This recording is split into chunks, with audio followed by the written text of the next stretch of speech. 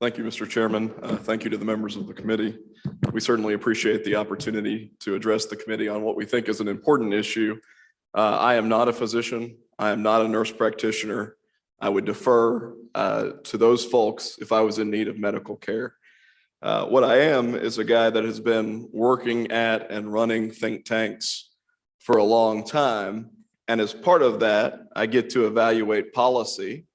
I get to evaluate the impact of policy, the data that supports policy, and the evidence that supports policy. I would say because I'm not a nurse practitioner or a physician, I have a unique perspective. I don't view this as a physician versus nurse practitioner question. I have no particular affinity for nurse practitioners, though all these lovely people seem great. I have no discord towards physicians because I know the valuable role that they serve in the community. Ultimately, the question for the people on this committee as a matter of public policy is, what are the things that we can do as a state that yields the best results for our citizens? How do we make sure that the people who are in Mississippi who need medical care have access to quality medical care at a price they can afford? And that is the question. That is the only question through which questions about healthcare and policy should be seen and centered through. There are a couple of assumptions that I've heard in the course of the conversation today that I think are worth addressing. I think there was an assumption that someone in support of full practice authority wants to be separated from the team, that they want to operate in a way where they are not taking into account the value created by other members of the medical community. I don't think that's at all true from the conversations that I've had, both with physicians and nurse practitioners. I think both of them recognize the value that each creates. I think both recognize that in the ecosystem of healthcare, they serve an essential role. But it is important to recognize that teamwork generally does not involve contracts of adhesion mandated by law. And I think that's really what we're talking about today. The second assumption was that this is a discussion about whether or not nurse practitioners' training is sufficient. This seems like an odd question since nurse practitioners are already providing independent health care and primary care across the state of Mississippi. Indeed, many of your constituents go to clinics that are run by independent nurse practitioners to get their health care, particularly in rural or impoverished communities. Many of you have been into clinics and received good quality health care from nurse practitioners without having a physician present, without having a physician collaborate on the treatment or the regimen that was provided to you. What we are talking about under the law is whether or not a nurse practitioner should be forced to enter a contract that requires that 10% of their charts be reviewed after they have seen patients.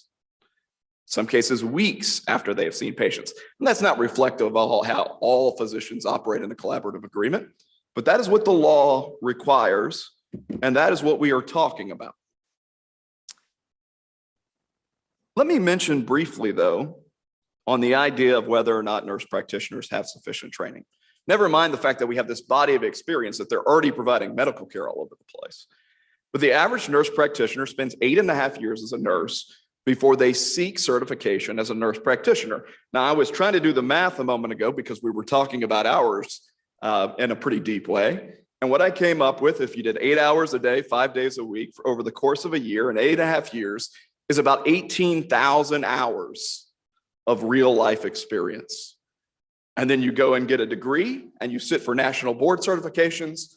And then under the bill that Senator Blackwell has drafted, you have the highest number of experience clinical hours that are required before you can operate independently without a collaborative agreement in the entire country of the United States. So there's plenty of hours of real training behind what nurse practitioners are doing. There have been some questions about malpractice, and I think those questions are interesting because they're ultimately about safety. Are patients going to be safe or not? Again, I'd argue that there's already evidence to suggest that nurse practitioners are safely providing care across the state of Mississippi. But it's notable that the data actually shows that malpractice occurs and malpractice claims occur at the high end of the training scale when it comes to medicine. This is not a surprise because what we're talking about are people that operate on spines and brains. And when they mess up, they really mess up.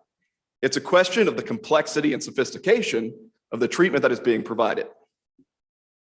One important thing to note is that what we're talking about here is a model that nurse practitioners have. That model includes recognizing what they don't know and referring patients when they realize that they're operating beyond their means. It works in nearly half the states across the country. The third assumption that I've heard is that this is a discussion about choosing between a doctor and a nurse practitioner. By the year 2030, the National Institute of Health estimates that we will have a 100,000 doctor deficit in the United States of America.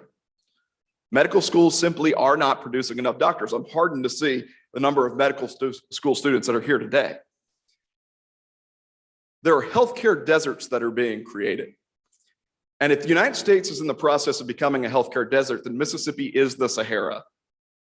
We have the worst physician access in the country. The National Institute for Health says that we're going to need another 3,700 physicians by the year 2030. We've got about 5,700 now. Unfortunately, 1/3 of those are over the age of 60, which means they're close to retirement.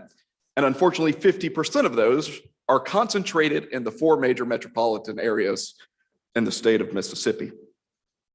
So there needs to be a solution that recognizes that oftentimes what we're talking about is not the difference between seeing a physician or seeing a nurse practitioner. Oftentimes what we're seeing is the difference between seeing a nurse practitioner and seeing no one at all. The data from the 25 states, I've heard different numbers depending on how you look at the law. Some say 28, 24, 25, over half the states in the country. The data shows patient satisfaction at or above the satisfaction delivered by primary care physicians. So people like their nurse practitioners. The data shows that costs come down. The data shows in states like Arizona that have done this, that there actually is an increase in nurse practitioners serving in communities that are rural. So there is substantial data done by the National Institute for Health, studies done by Duke University, Brandeis University, all of these things that I'm happy to provide you guys, that show that what we're talking about in those states is an increased access to care, a reduction in the cost of care, and that more people are actually seeking care, which in a state with chronic conditions is probably as important as anything else, the ability to actually have someone that knows something about medicine to have a conversation with you. So I would close just simply with a story, and it's a story about somebody that you all will be familiar with. Former Representative Ron McNeil went into his nurse practitioner's clinic a couple of years ago, and she asked him a question that saved his life, or at least that's how he puts it. She asked him the question, "Do you know that you are yellow?" And the answer was no, that he didn't know that he was yellow, but he knew he was in a serious jam and was experiencing liver and kidney failure. And his nurse practitioner exercised the model. She knew she couldn't treat that. She exercised the model and got him to care that ultimately saved his life.